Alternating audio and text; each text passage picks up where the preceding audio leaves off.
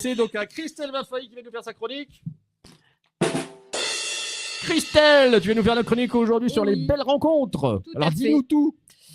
Alors, aujourd'hui, j'ai envie de vous parler de rencontres professionnelles, mais pas comme vous en avez l'habitude. Parce que franchement, qui ici n'a jamais participé à une soirée réseau où tout le monde semble jouer un rôle ?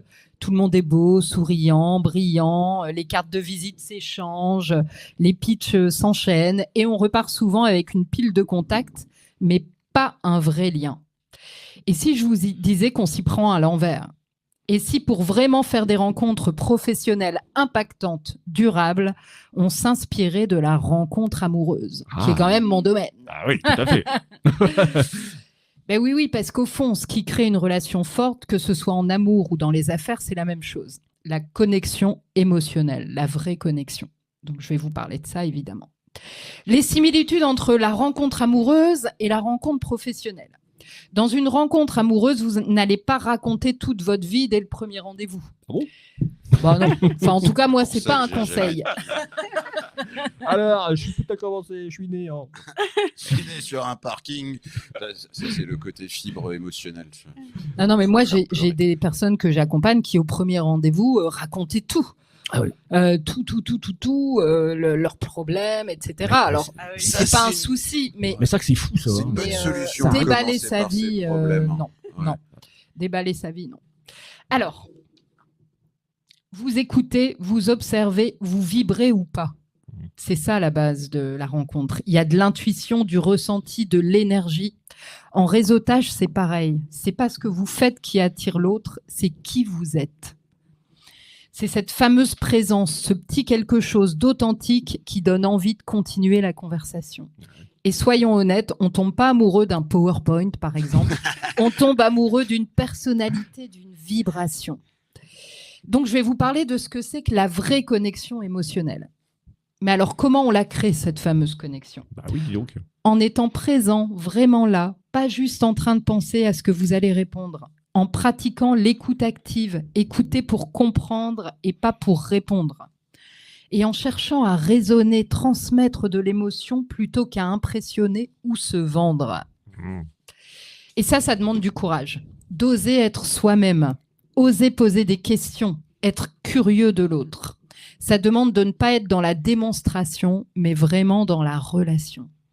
Pas dans le contrôle, mais dans le vrai. Donc, il y a deux choses qui sont très importantes dans la connexion émotionnelle, c'est l'authenticité et la vulnérabilité. C'est vraiment les clés du lien. Et là, j'aimerais appuyer sur un point qui me tient particulièrement à cœur, c'est la vulnérabilité. C'est comme ça qu'on crée de la connexion émotionnelle.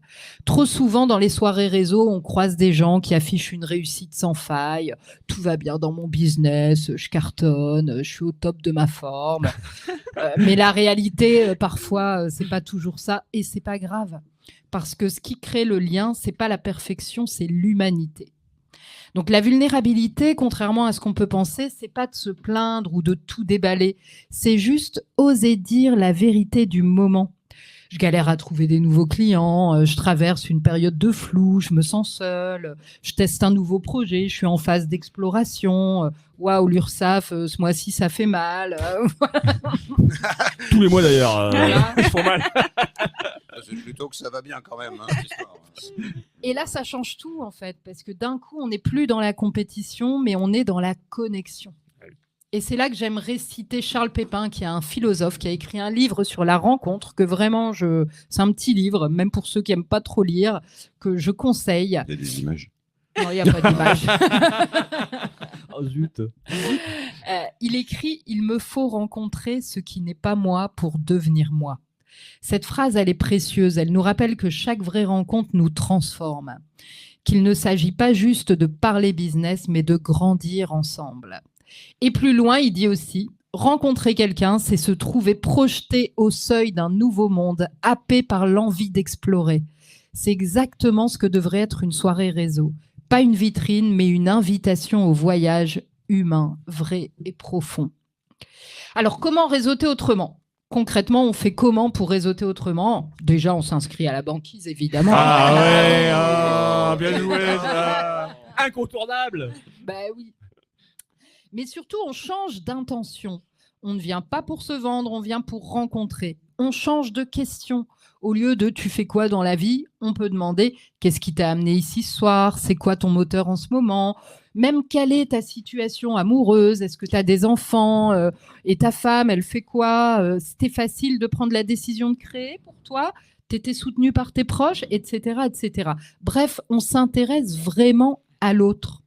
D'ailleurs, on voit souvent des personnes en soirée réseau qui restent avec les mêmes personnes systématiquement. Pourquoi ? C'est parce que la connexion, elle est créée.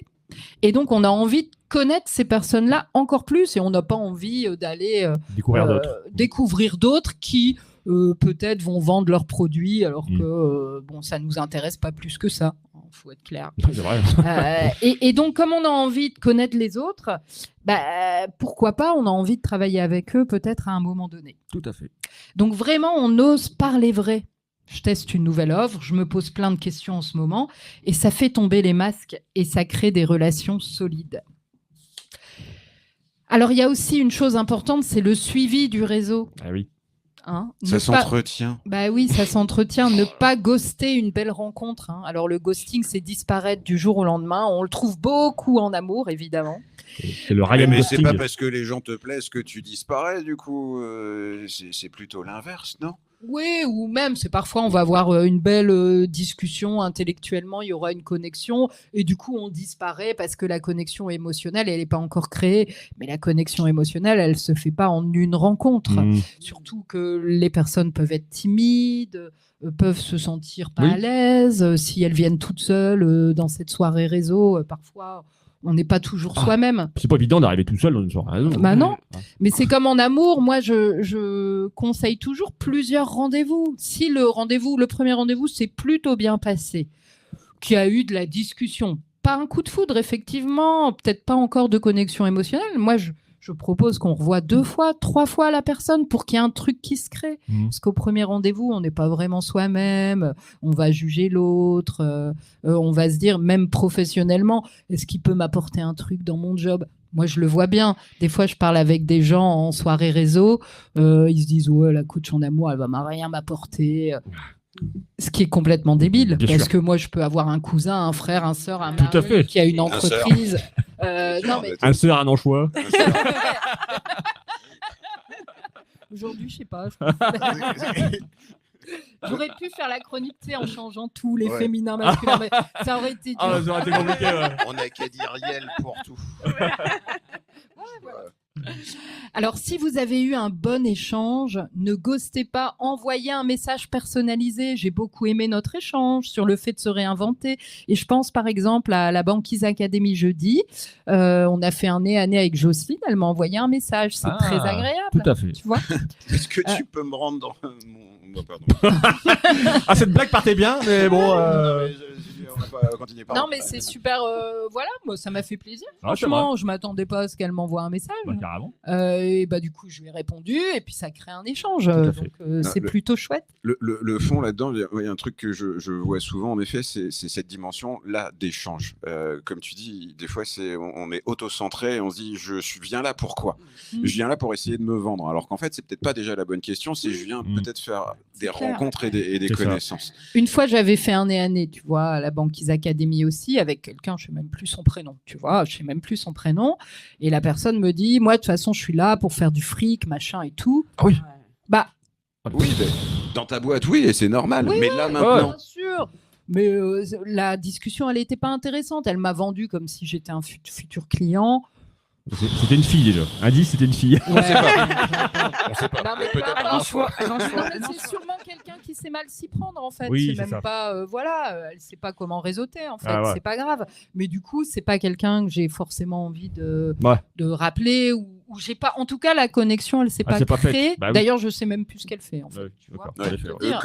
alors qu'elle m'a vendu le truc pendant 50 minutes. Ah oui. Tu vois. Bah D'accord. oui, en nez à nez, on est quand même pendant presque une petite heure, donc. Mais elle n'était pas dans l'échange, quoi. Voilà. Mais c'est pas ça. Je pense qu'elle sait pas faire. Ah oui, d'accord. Les gens, ils disent, on fait un nez à nez, c'est pro, il faut que je vende mon machin, que je raconte ma boîte. C'est ça, alors que moi, j'ai souvent constaté ça. À chaque fois que je suis dans une soirée réseau en me disant, il faut que je trouve des gens, que je distribue des cartes de visite, machin, rien. C'était nul. J'ai jamais marché, j'ai jamais fait personne. Et quand j'y vais, les mains dans les poches, je vais boire un verre, ça va être cool. Puis là, il y a toujours des connexions qui sont, et ça découle toujours sur du business. Bien sûr. Souvent sur quand même qu'au travers du pitch, alors pas le pitch qu'on fait devant tout le monde, même quand on est juste en tête à tête, il y a quand même 3 choses qui vont compter, c'est crédibilité, légitimité, est-ce que tu racontes pas n'importe quoi, et puis d'où tu viens pour dire ça, mais le dernier point qui est quand même la sympathie est le plus important. Est-ce que j'ai envie d'aller plus loin avec la personne? Mais sans penser même, est-ce que j'ai envie de bosser? C'est est-ce que j'ai envie de la connaître? Est-ce que j'ai envie que ce soit une copine, un copain plus tard? Et au fur et à mesure, peut-être que 6 mois après, je vais entendre d'un de mes clients qu'il a besoin de ce pote que je connais. Je vais dire, tiens, j'ai un pote, il fait ça. Carrément. Et c'est ça, en fait. C'est vraiment de créer du lien. C'est ça. Et tu viens de le dire, là, tu l'aurais retenu.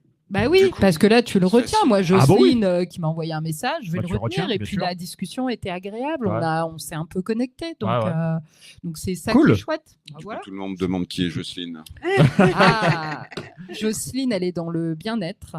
Et donc, elle vend des produits bien-être. Aloe vera. À l'aloe vera, tout à fait. Des programmes détox, des programmes pour la peau. L'aloe vera, c'est super pour la peau. Mais aussi, Jocelyne, elle propose, parce qu'elle est dans un système de VDI, marketing de réseau. De marketing de réseau, pour ceux qui peuvent avoir des difficultés pour boucler leur fin de mois, pourquoi pas proposer de pouvoir gagner un petit peu d'argent en vendant ces produits. Elle a les deux, effectivement. Et donc, elle fait plein de choses, d'ateliers, de tests, pour qu'on puisse tester ses produits, etc.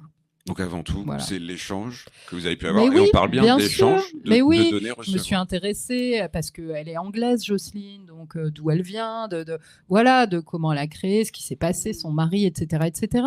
On a eu un vrai échange. Elle ne m'a pas vendu son produit.